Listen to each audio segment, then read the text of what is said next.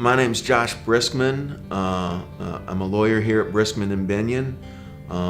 I practice about three main areas: criminal defense, domestic family law, and I also do a lot of personal injury, and I do those three areas basically in equal parts, normally about 33% each. Criminal law is one of the main areas that I practice in. I've always practiced criminal defense because it's a very important area to me.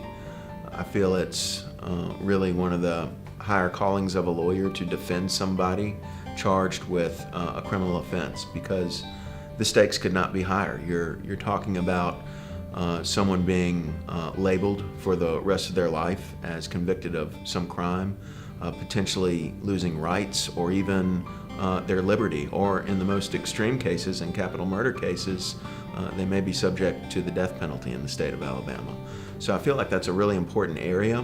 One of the things, and one that I really enjoy practicing in, one of the common inquiries that I encounter when people come to me is they really have no clue what to expect in terms of what court am I going to go to, what is the procedure of what is going to happen, when am I going to have my case come up for trial. All of those are common questions. So I like to tell people about criminal procedure in the state of Alabama and how that works.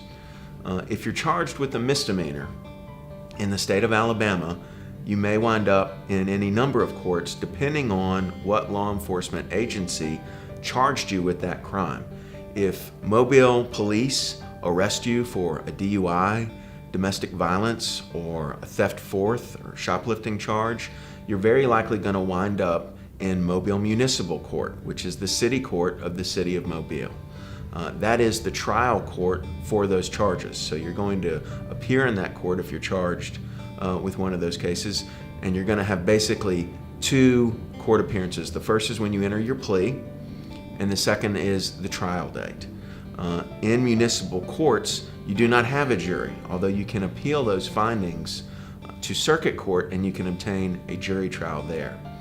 Sometimes misdemeanor cases will find themselves in state district court. If you are arrested or charged with the crime by the sheriff's department, or if you're written a ticket by a state trooper, those misdemeanor cases will originate in district court, and that will be the trial court for those cases. If you're charged with a felony offense, it becomes a little more nuanced, a little more complicated, because you're dealing with two levels, if you will. Felony charges will begin usually in the district court of the state of Alabama. And what will happen at the district court level is the district court will deal with issues like bond. They will take your plea, guilty or not guilty, or some other plea. And then you will have, if you request it timely, what's called a preliminary hearing. That is not a trial of the case. That is a hearing in front of the judge in district court where the state of Alabama will put forth limited evidence, usually in the form of the arresting officer, and their burden is to show that there is probable cause to believe that a crime has been committed by the defendant. If they meet that burden, the judge will send the case to what's called the grand jury. Grand jury proceedings are secret. Defendants are not there.